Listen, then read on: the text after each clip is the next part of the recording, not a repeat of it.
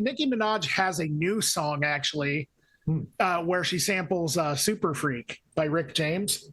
Oh yeah. And so I'm not really a huge fan of Nicki Minaj, but this track actually slays.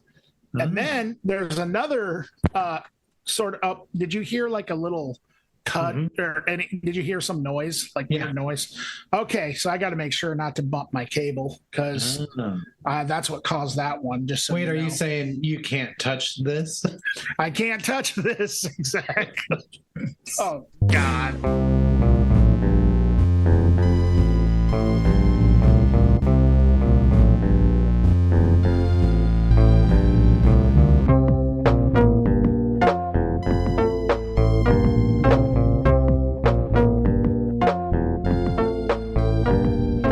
Citizens of Earth, welcome to Accelerativ Thrust. I'm Dan.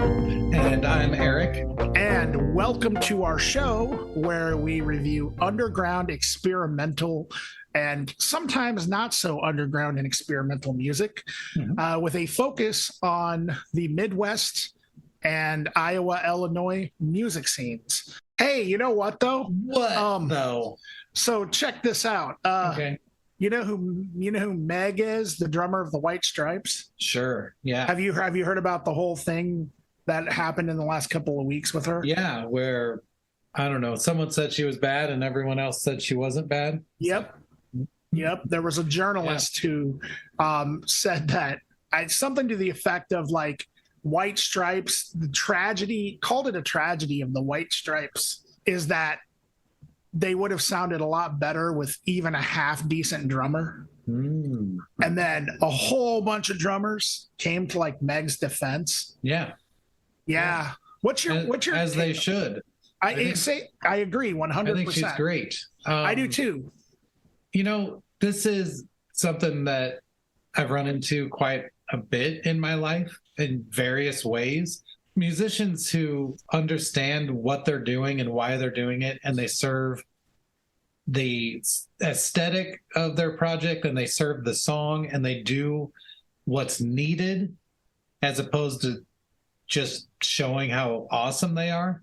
That's way more useful and way better for people to be part of a project. Like I worked at a music store, and the people that would come in, I mean, technically were super good, but the second they tried to play with someone else, they were terrible. Like they couldn't listen, they couldn't interact, like they were just trying to show off the whole time. And that's terrible. No one wants to play with people like that.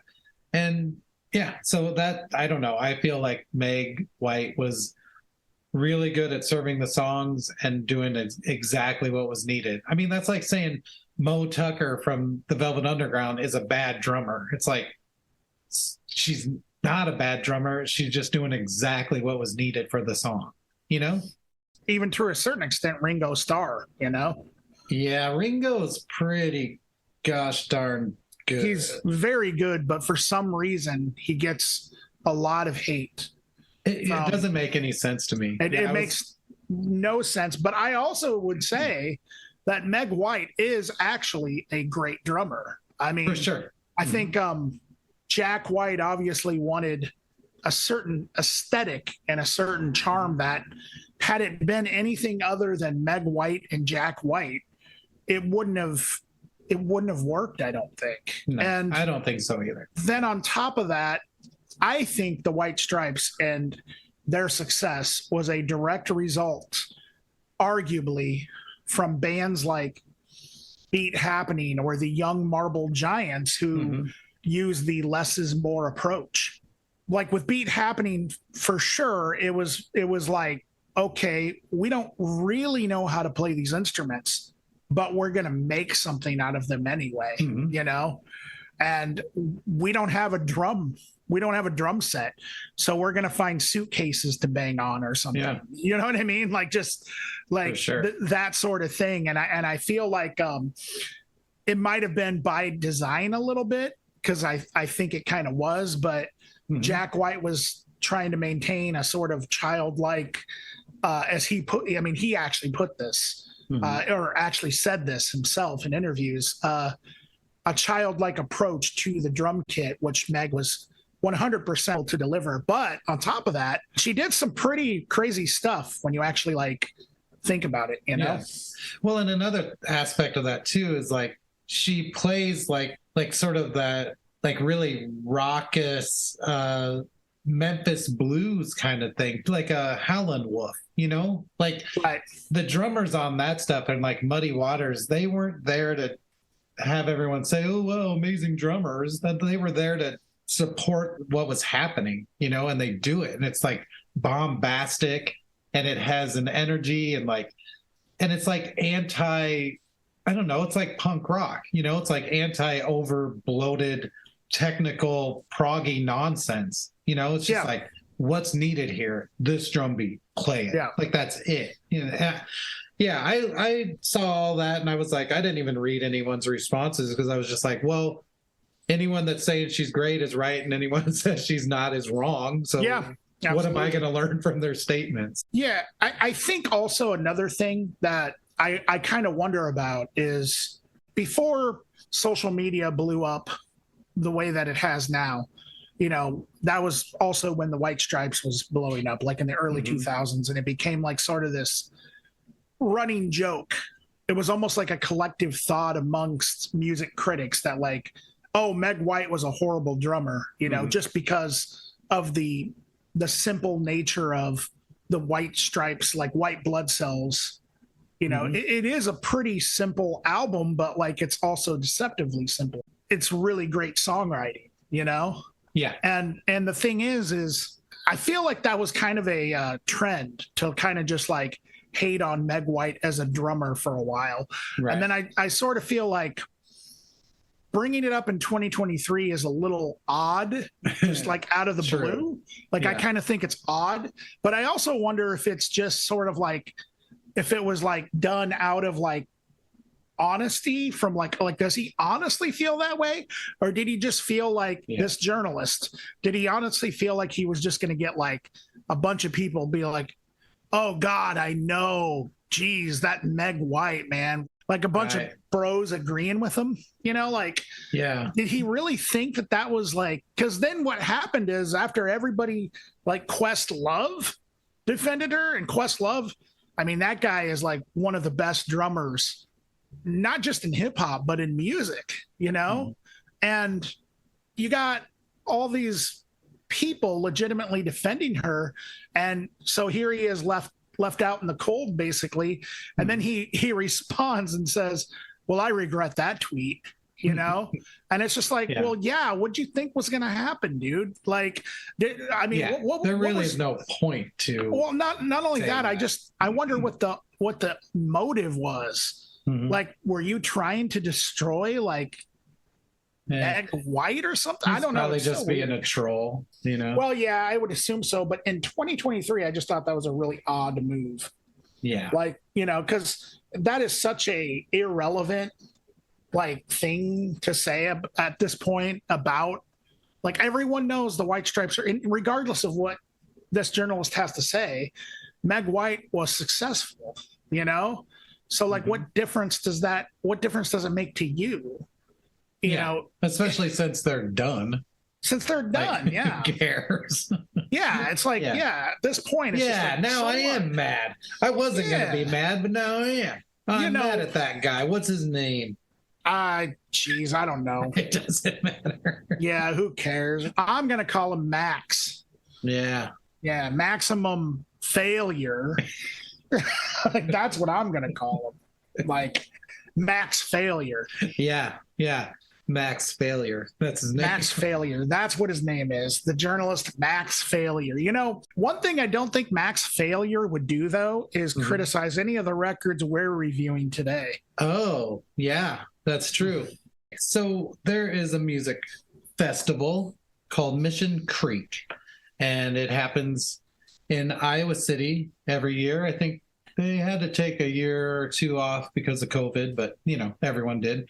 Yeah, it brings together performances from like progressive speakers and writers and music acts from many different genres and different areas. A lot of local Iowa groups and Illinois groups get to play on it, and that's awesome.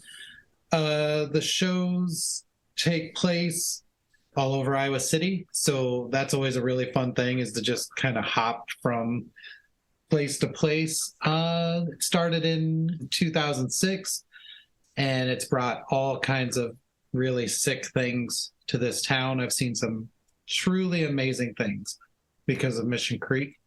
And so, since we talk about things happening in Iowa and musicians from this area and stuff, we decided to talk about just a few of the acts that are playing. Some of them are local, some of them are more national in nature. But yeah, we just thought it'd be a fun opportunity to talk about some of those acts. So Absolutely. It's an awesome festival, and I've been to a few shows in the past, and yeah, Mission Creek is always a great time. So I guess we'll just get into it. Come on, everybody, it's record time. I will start with a group that's out of Chicago via Columbia, or Columbia via Chicago. I don't exactly know how to say that. Some of the members came from Columbia to Chicago, and then other people from Chicago joined. Wow. Anyway, the group is called Divino Nino, and we reviewed their latest record called The Last Spa on Earth. This was a pretty cool record. It's eclectic, to say the least. Like, to really pin down what any aspect of this is pretty difficult. But I will say, at its core, it's really upbeat. It's really a lot poppier than stuff I usually listen to, but not in an actual poppy way. But like the elements and the construction and the sounds, a lot of those are very akin to what I consider modern pop music. But all of it also is really experimental and weird and strange. Yeah, it has elements of hip hop, yacht rock, 90s pop, which is hard to explain, psychedelic at times. There's a reggaeton element, dubstep stuff, vaporwave. Like, it really is just everything together. But like I said, at its core, it's really fun and upbeat, and I really enjoyed listening to it. And you know, if you're a listener of the show, you know that I usually hate fun, and I don't like things that are enjoyable. So this one kind of surprised me because I really did enjoy it. Really great instrumentation. There's synths all over this thing, huge synths, which, you know, I love. Vocoder, vocal processing on like every note that's sung. It very much feels like was thought about and I don't know, I was going to say manipulated, but I actually think mutated is probably a closer word. And I'm really excited to see how they're going to pull this off live. I don't know how many members of the band there are. I think there's a number. I don't think it's one or two people, but the things that are happening on this record, I don't know. Like I said, I'm excited to see how they pull this off with a full band. Some of it's in Spanish, some of it's in English, and it does incorporate a lot of, like, I guess, Colombian elements to it as well. But like I said, it's just one thing in this huge melting pot of sound. When it came to trying to figure out what this sounds like, I was at an absolute loss. I'm sure there's people that listen to more like modern indie psych pop stuff than me, but the things that I've heard that I sort of thought management, maybe something like LCD Sound System, but then also like Earth, Wind and Fire. Like, there was really a heavy soul kind of funk electro element to this too. It also reminded me of that Retros album that we reviewed a while back, just how eclectic it was. But yeah, I'm really stoked to see this, and everyone else should go see this too. What do you think, Dan? Yeah, I really like this a lot. There is a lot going on, as you touched on. I mean, for the most part, I personally would describe this as kind of like psychedelic rock with a heavy pop side to it, for sure. Mm-hmm. But it is a pretty experimental record, but it's not experimental enough to where it would push those people away. I think that, in fact, this record is maybe designed to kind of bring in listeners of pop music a little bit, if anything. And it's done really well. I mean, there's definitely elements of, as you said, Erik, psychedelic pop, synthwave. There's even a hyper pop element, definitely soul and funk. There's some auto-tune, like you mentioned, the vocoder and auto-tune. And I don't know, there's kind of this club music thing to it. But here's something that's interesting. I actually kind of looked into this album a little bit because it was so interesting to me. But apparently it was recorded. The theme that they went into the studio with was Doomsday and like the end of the world. However, I think they were trying to take that theme, and rather than make something uneasy, they wanted to kind of come out at the other end on a positive note, which would totally describe why it's called Last Spa on Earth, I think. You know, that totally makes sense going with that concept. But it also, I think, explains why it's so upbeat. I mean, a lot of the lyrics were sung in another language. I do wonder if like a lot of the lyrics sung had something to do with like apocalyptic themes and stuff like that, which I think totally makes it interesting. And yeah, it's really well done. And I also would be very interested in seeing how they would do this live. As far as the stuff it reminded me of, everything that you said, Erik, for sure. But also it kind of reminded me a little bit of the Young Fathers album that we reviewed. I would say a little bit of Animal Collective. And then also parts of it really reminded me of this group called the Step Kids, who are kind of in the same sort of genre, I would say, as this group. And they're another act that's on Stone's Throw Records. And so kind of reminds me of that stuff. Cool. So yeah. Do you know what day they're playing? They are playing on Friday. You know, I should also say that this festival is taking place very soon. So it starts on Thursday, April 6th, and then runs through Saturday, April 8th. So when you hear this episode, that will literally be in a couple days. So I don't think everything's sold out. I'm not sure.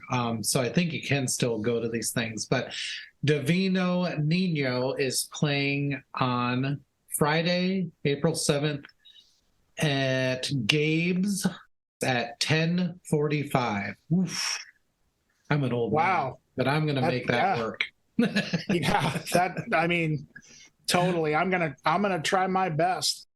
Okay. So the artist that I am going to be talking about, the first one that I'm going to be talking about, is this group called Ebony Tusks. And the name of the record is Heal Thyself. And they are from Lawrence, Kansas.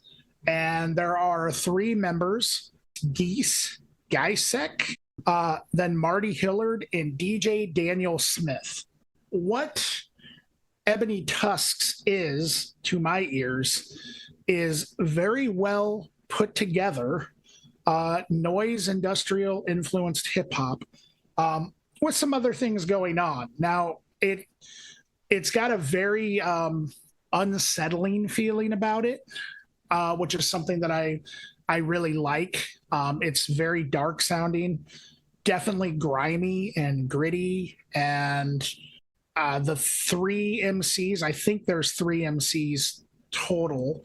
So, because I think DJ Daniel Smith, at least reading one of the bios, I think he raps sometimes as well as DJs. But the interplay between the MCs is really great.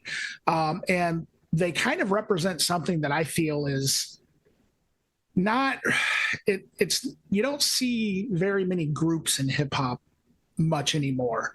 And I think that's what I really appreciated about it.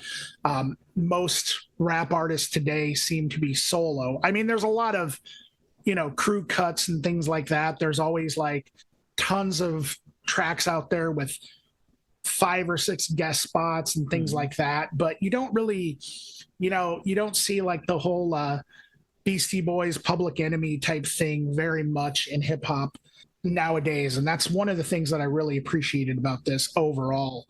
I'm not sure which one, I'm not sure who's rapping when they're rapping. So I can't really tell the difference between the two MCs just because this is the first time that I listened to them. But they both kind of have that sort of nasally sort of thing going on a little bit. So one of the MCs really does straight up remind me of Eminem, just the way that he raps and the sound of his voice.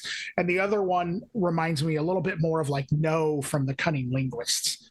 I hear a lot of industrial stuff going on. I hear a lot of synths. There's even like one track called Hell Above or Here Below that has some guest MCs. And the thing that I really liked about this track is they literally are rapping over what I don't really know exactly how to describe it, but it sounds like a distorted bell or chime that it almost sounds like it's just kind of being hit like every like 10 seconds. And then they're rapping over that and pretty much nothing else. And it works so well.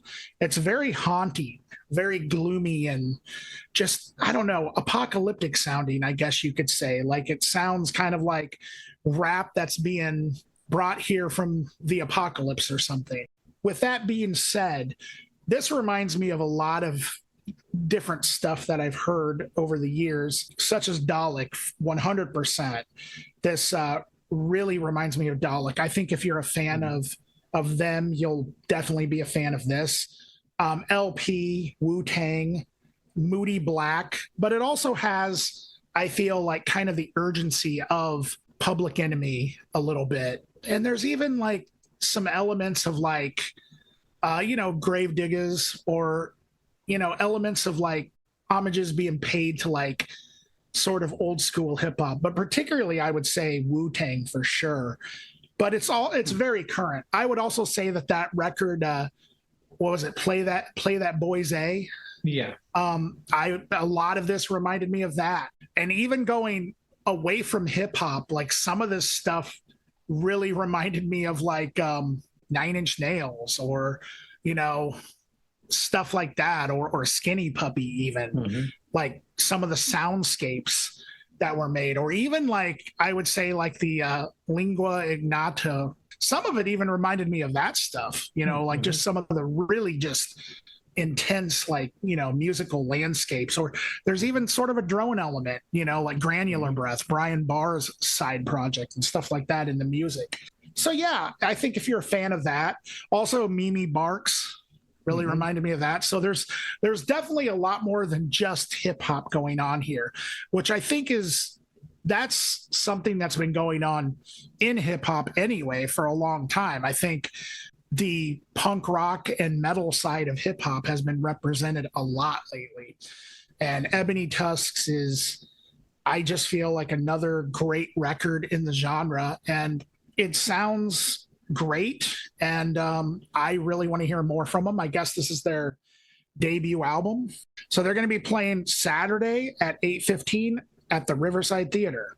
And I think this is going to be a performance that is going to be sick. So what did you think, Erik? Yeah, I loved this. I mean, really was pretty into it.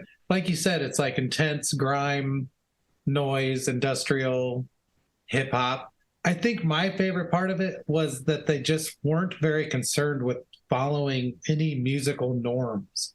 Some of the songs had beats that stayed somewhat rigid through the entire track or whatever, but other times it seemed like things were just randomly happening. They weren't like verses and choruses and parts. It was just like soundscape with the rapping over it. It was really cool to hear that approach. I think as a synther, I don't know if that's what it's actually called, someone who is into synths, synth fanatic, this was really fun to listen to because these are a lot of the sounds you get, especially on like modular synth or whatever, like that really clipping bias bass distortion where it's like, this isn't like guitar overdrive. This is like the sound of machinery breaking. Like the voltage is too high on this sound and it's just cutting it off and distorting it. There's a lot of deep bass, and some of it is produced in standard bass ways, but some of it is like, there's one track that literally it sounded like someone bumping into a microphone. Like, it's crazy the samples they have, but also there's some really cool samples that are music based or whatever, like with strings and organ and stuff like that. Usually chopped up, usually manipulated. But yeah, lots of glitchy feedback, distortion, reverb. Whoever produced this got to have a lot of fun doing it. But yeah, vocally, like you said, it goes a lot of different places. It's delivered in mostly an urgent and sort of emotive way, but sometimes it's laid back, and it always has the potential to just veer into strangeness at any moment. And I think that's exciting too. A couple of things that I found to be amazing. There's a track, Hell Above or Here Below, and it honestly, that's the one you were talking about. It might be the coolest hip hop song I've heard. I don't know, at least in a very long time. It reminded me of the first time I heard Saul Williams, and I was just like, this isn't how you do this. This is something really new and really exciting. There's a track called Heir Apparent. It's mostly a cello piece that seems to be almost random in the way that it's laid out. But yeah, those two tracks, I was just like beside myself when I listened to them. It's like I have not heard anything like that. And Heir Apparent it's got like a 4-minute cello intro. Like, it's crazy. And then the rapping starts, you know? Yes. Anyway, I was blown away by it. It was awesome. I think what I heard in it was a little closer to some industrial stuff than hip hop stuff. And that's probably just because I know more of that stuff. But yeah, I definitely heard Eminem in one of the MCs a lot, which is cool. I like that delivery. I like that kind of flow. But other things that it reminded me of, like I said, Saul Williams and clipping, as far as like hip hop sort of stuff. And then from there, there's a project called Ice that is Justin Broderick from Godflesh and Kevin Martin, who became The Bug. And that's pretty old, like maybe late 90s, but it very much reminded me of this. And if you haven't heard it, you should check it out. It's kind of hard to find because there's literally 40 different groups called Ice. But anyway, search it out because it's awesome. It also reminded me a bit of Zonal and a little bit of like Scorn, which is Mick Harris from Napalm Death, his industrial project from, again, the late 90s. And there were some other like maybe digital hardcore elements to this as well. So I loved it. And I am so excited to see this. So good choice. So my second choice, let's go with Extravision. All right. So Extravision is out of Des Moines. It's mostly, I think, a project by Ryan Steyer. I actually know Ryan, but I've never asked him how to pronounce his last name, so I feel bad. But yeah, so I have listened to Extravision. I've seen Extravision, and this record that we reviewed, it's called Nectarines of Mercy, and it came out in 2019. It was a lot different than what I thought Extravision sounded like. So in my experience with previous stuff I've heard and seen them live, it was more like a psychedelic, not quite vaporwave, but very synth heavy sort of indie, deconstructed indie pop sort of thing. And it's beautiful. Great playing, great sounds, songs are great, Ryan's voice is great, and all that. But this record, Nectarines of Mercy, is not really like that. Not really like that at all, actually. So Nectarines of Mercy, I don't know. It's like long, sort of drone, maybe post-rock, ambient pieces almost every track has sort of like a ringing bell or a string pluck kind of sound. The songs are really long and they move and change, but for the most part, I think they are supposed to be sort of immersive and meditative. I was, like I said, I was so thrown by how different this sounded than what I expected that I actually had a pretty hard time coming up with other things that it reminded me of, because even though as I described it, it sounds sort of non-musical, that's not really how it comes across. Like, they're really pretty melodies. There's a lot going on. It's very layered. I don't know. And there's a lot of different sounds in it too. It's not just like a single synth playing some ambient thing. There's guitar, banjo, percussion, Orff instruments like glockenspiel or something like that. And so it's fully formed and realized, but yeah, the tracks are between, I don't know, 7 and 8 minutes long for the most part. And so with that being said, I don't know who to compare Extravision to because I've had such different experiences hearing them.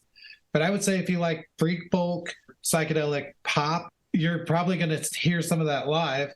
And also if you like more long form ambient pieces and things like that, you might hear some of that too. So it's pretty exciting. And like I said, Ryan is great and an amazing musician. And so I'm just going to leave it at, you should check this out because it's going to be amazing. And I don't really have a lot else to add to it. What do you think, Dan?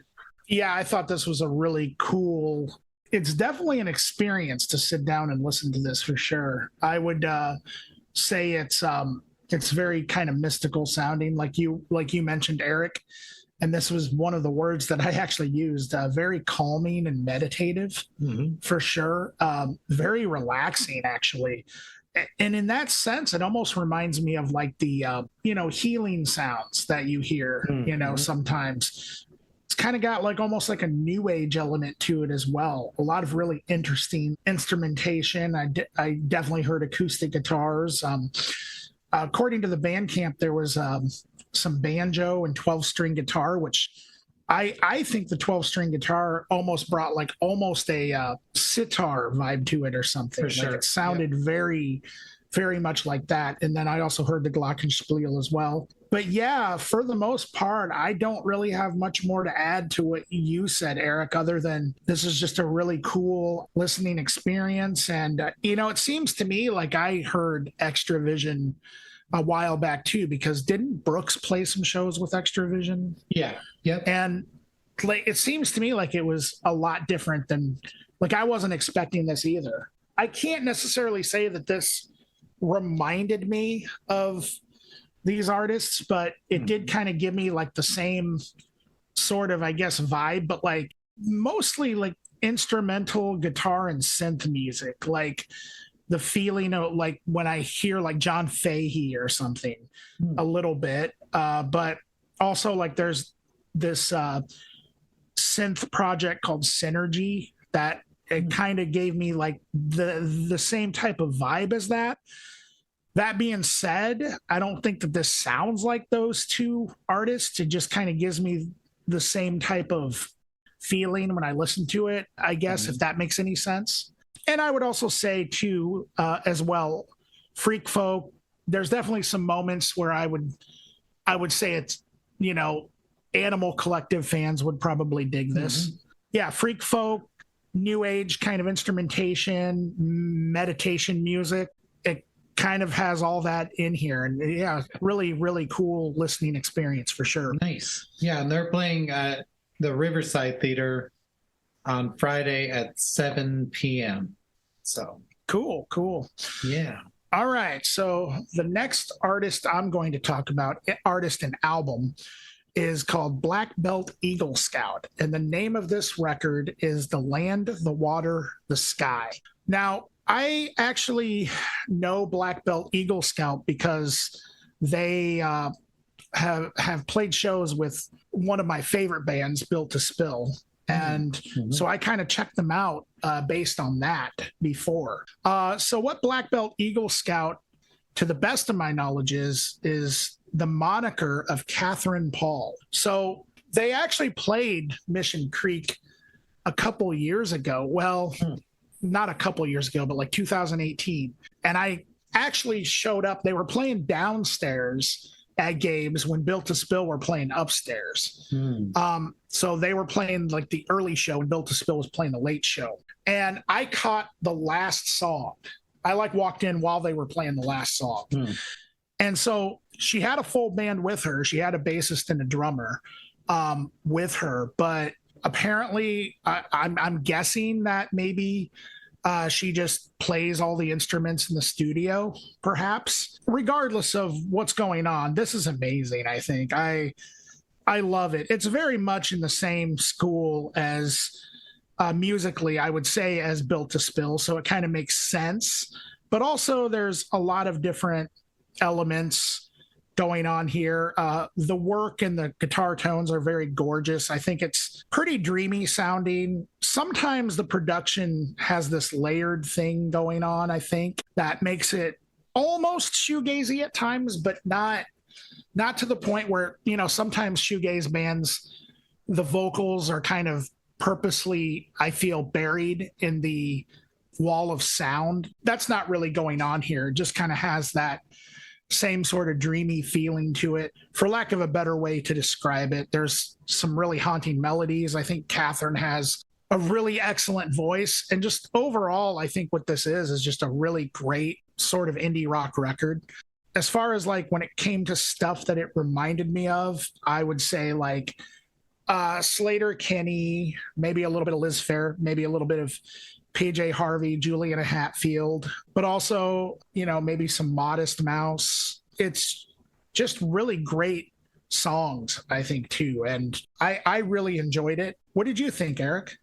I really enjoyed it too. I had not heard of Black Belt Eagle Scout before, and I had no idea what to expect. I think that I came away from it with the same ideas as you did. I would say it could be called dream pop to an extent, shoegaze, sort of. But like you said, it's not buried in layers of noise or sound. It's more just like the approach and the feel of the whole thing is sort of shoegazy at times, you know, or dream poppy at times. It is very soft at times, but it never really gets like sad or melancholic. It's just like quiet, which is nice. But it does open up at times into almost like some post-rock elements, you know, and I think that's really cool. The songs are great. The instrumentation and performances are awesome. I really enjoyed the drums. They seem to be really like tom driven, just a lot of building, almost being used like timpanis or whatever, but also there's an indigenous element to this too. And I think that those driving tom rhythms kind of add to that feel. Yeah, the vocals are super nice. They're, like I said, kind of soft, but like unwavering. They're not weak. I don't know how to say that. They're strong, soft, but strong. But yeah, there's also some sort of indigenous vocal performances that happen at times throughout, and that's super cool too.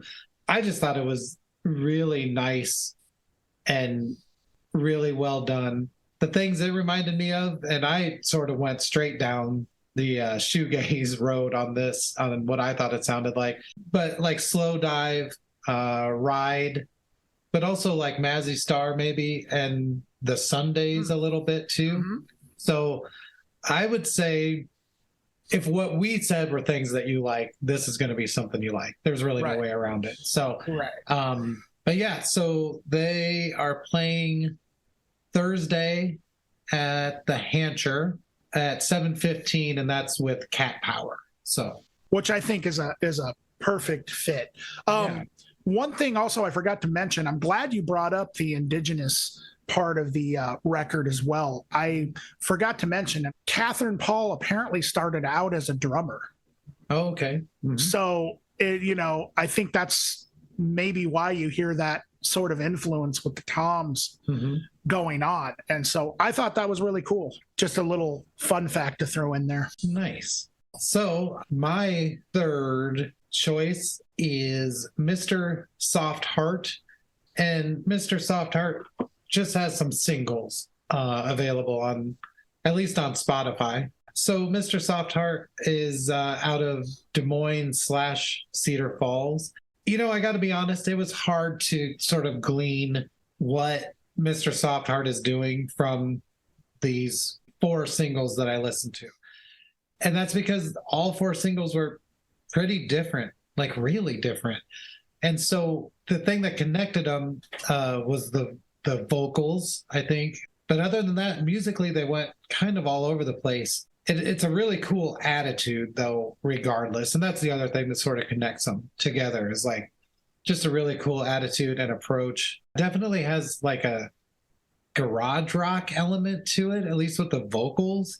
I don't know how to describe that, I guess. Kind of just like that slapback reverb, almost shouting kind of deal, like John Spencer or something. And the latest single sort of has a bit of that garage rock / blues element to it as well, musically. The other ones, though, are, you know, it challenges that idea by very synthy things happening. Some of it minimalist, some of it pretty overt, just like synth pop sounding. Kind of a no wave element, I guess, runs throughout most of the singles. But yeah, like I said, I really want to hear a full length release from Mr. Softheart so I can see how this stuff is connected, because I do think it's connected. I think there's a vision here, but like I said, I wasn't really able to focus in on it with just these singles. So and I guess seeing a full set of music will probably satisfy that as well a little bit. Things that it reminded me of in weird ways, and this was honestly me trying to figure out that balance between garage rock and synth music. And so the things I came up with were Pussy Galore and Ultravox, Brainiac, and like Wall of Voodoo. So yeah, I know those are kind of weird references, but these were kind of weird songs, especially as a group of songs. So very excited to see it, so I kind of know what's going on better. They're going to be playing at Riverside Theater at 8:30, basically at the Extravision show. They're playing together, so on Friday. But yeah, what'd you think, Dan?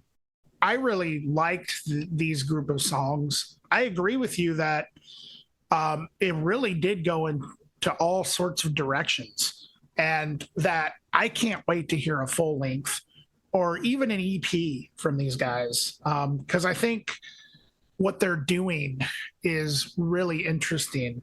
But for the most part, I would say most of it reminded me of new wave, no wave. Like you said, there's a heavy synth elements. I definitely hear the garage rock thing as well.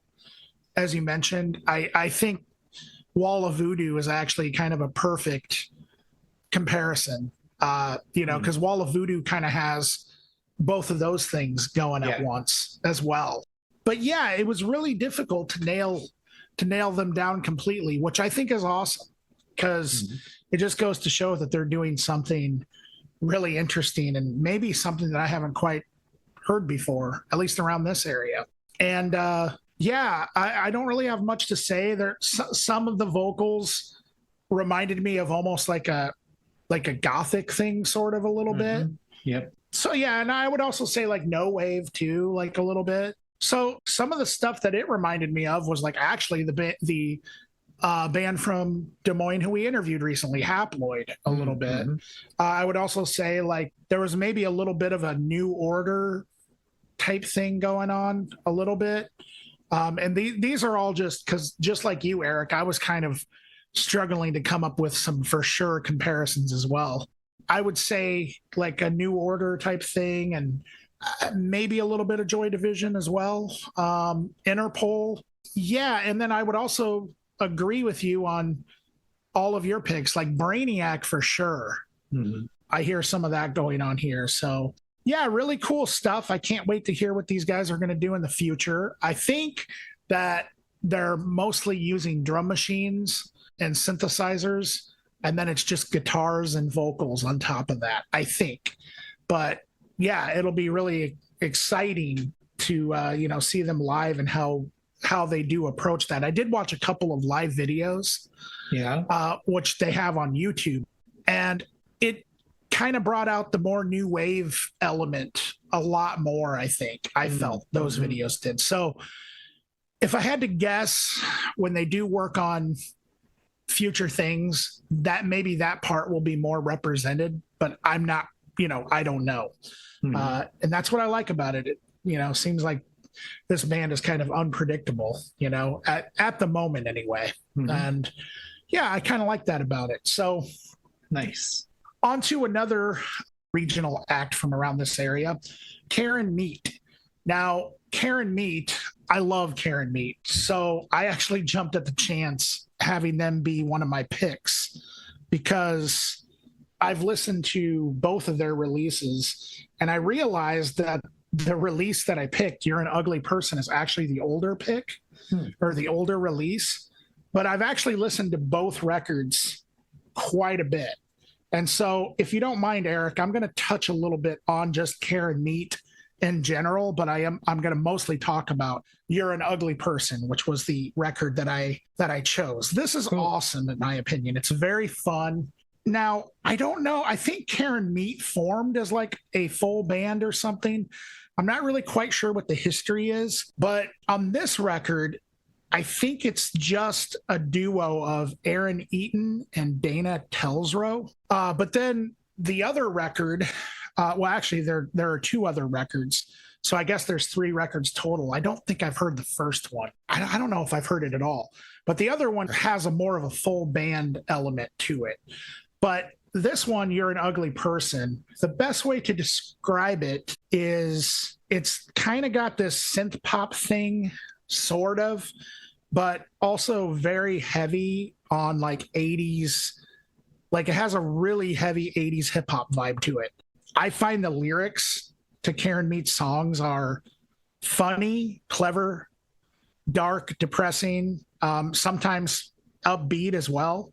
It seems to be a lot, or at least my interpretation is it seems to be a lot about relationships and kind of like the weirdness of them, maybe. Again, that's what I'm kind of getting out of it. But I think it's just very self-aware and very smart. And I think the songs are just amazing and extremely well crafted. I think Aaron Eaton has a really great voice, amazing voice. And the feeling of this record, the sort of duo pop thing that's going on here with, drum machines and things like that. It just, I don't know. It almost feels kind of like nostalgic to me in a weird sort of way. Like sometimes I feel like I'm listening to like an old like Janet Jackson record or something. And then other times I feel like I'm listening to like the Beach Boys or something, if that makes any sense. This project, Karen Meat, they just, I don't know, they are what they are. And that's, I guess, I know that might be kind of a weird way to put it, but that's just kind of how I feel about them. Now, very briefly, I want to talk about the other record. And that one is more full bandy. And, it's like the way I would describe it is like perfectly crafted vintage pop songs from the 60s from the future. To me, it really sounds like 60s sort of like pop music. And I don't think Dana T is involved in that record, though I could be wrong unless he's going under a different name. At least when I go to the Bandcamp, it doesn't say anything about Dana T, so I'm not sure, but there is like a full band listed. And the songs on that record are just incredible. And what's really cool is there's a lot of back and forth vocals on both records that it's almost like a couple talking to each other or something, or trying to figure out like their lives or something. And that's where I think a lot of the funny and clever, but also dark and depressing lyrics kind of come from. Like I said, I think it's very self-aware. And I think this project was kind of designed to be fun, but also very honest, I think is kind of the best way to describe it. As far as the type of things that would make you want to be into this group, I hear a lot of magnetic fields in this group, Mates of State for sure. I would say stuff when I talk about the 60s pop element, like ABBA and the Carpenters, maybe. I don't know, Gorilla Toss, They Might Be Giants and Ween, all kinds of stuff. Beach Boys, as I mentioned. That's my interpretation of Karen Meat. So yeah, I've never seen them live, and hopefully I am going to see them next week at Mission Creek Festival. Yeah. So what did you think, Erik? I liked it a lot. It was like synth-oriented pop, sort of, with some rock elements. What I mean by that is there was minimal rock elements, but when they were there, they were huge. There's like some big old guitar solos and things like that. It was really cool. It is nostalgic, like you said, like very 80s. And I don't mean like someone trying to sound like the 80s. I mean, this really actually sounds like it. I don't know how they pulled it off, but it's awesome. Really cool synths, cool guitars. I love the drums. I think they're fake. Like you said, lyrically, super self-aware and like seems to be about kind of working on yourself, and they are slightly antagonistic at times as well, kind of snotty at times too, which is super fun. Yeah, the vocals are delivered in sort of a sing-songy, snotty, almost apathetic way, which is great. I love the way they're delivered. The actual timbre of the vocals sort of reminded me of the Roaches at some points, the Muffs at other points, and Nico at other points. So there's a lot going on. A lot of the harmonies are really cool and well done too. Yeah, I thought this was great. There's not really a lot more to add to it. It's just really well crafted, self-aware, somewhat tongue-in-cheek, yet somewhat morose and dark at times too. It's really a lot of fun. But yeah, the things that it reminded me of musically, I don't know, a little bit like Black Moth Super Rainbow at times. That's how big the synths are. But this is going to sound so stupid. Very stupid. But it sounded so much like the actual 80s that it reminded me of like The Time or like Cameo, who had that hit Word Up. It kind of sounded like that. It also kind of sounded like, what's that song? Cool It Down, Another Bad Creation. Is that what? Oh yeah, Cool It Down. Right. Musically, gotta lose control. Yes, musically, it sounds just like that. Absolutely, it does. It's great, and 100%. I've not heard many people actually pull off just sounding like their references. Usually, it's like filtered through them, and they try to change it and stuff. This is like they just locked onto this sound and just nailed it. But yeah, I'm really excited to see this. Did you already say when they're playing? I think you did. No, I did not. It is going to be Saturday at 4:30 at the Trumpet Blossom. Wow, that's interesting that you mentioned Black Moth Super Rainbow, though. Well, I just noticed some of the synths are just that big, like, I don't know. With Black Moth Super Rainbow, whom I saw here because of Mission Creek. So, I mean, that we covered a lot of stuff, and you know what? We didn't even scratch the surface. There's so much going on. Y'all should just go to, I don't know, what's the website? missioncreekfestival.com. Yep.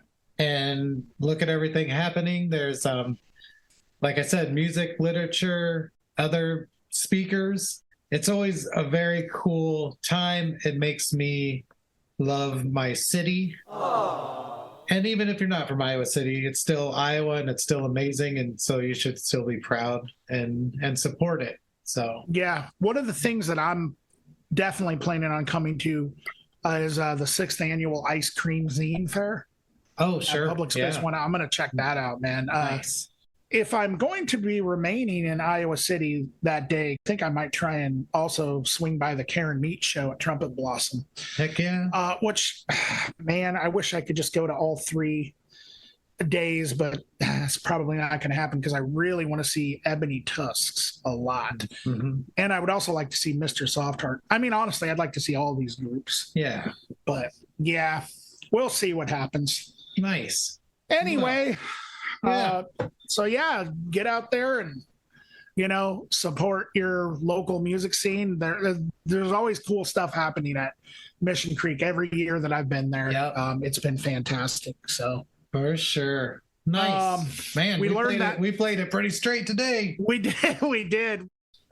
We've been taking everything real serious lately. I hope we can get stupid. Very stupid. Yeah. Again soon. And I don't know what it is with, I don't know what it is. I've been I've been smart lately, Erik. Oh man, what I are need you to doing? turn stupid.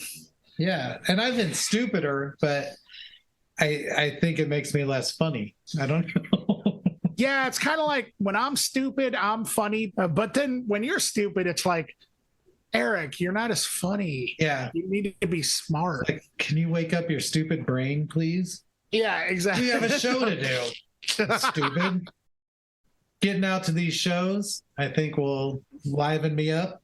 Wake you up, yeah. Make everyone get ready for spring and having fun again.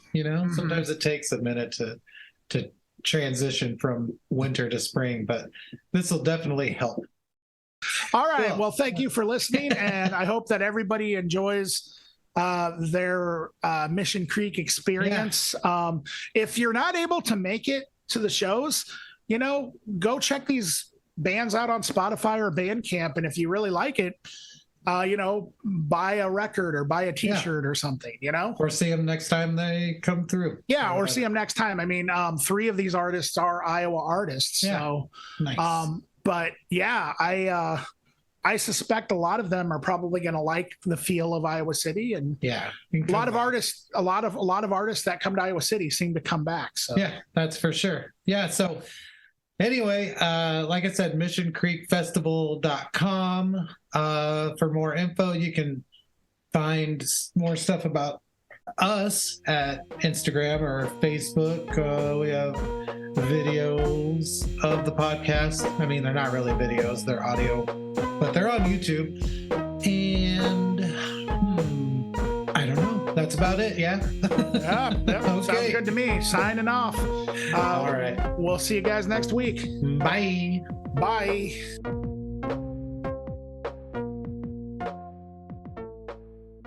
I did good, Meg? Shut up.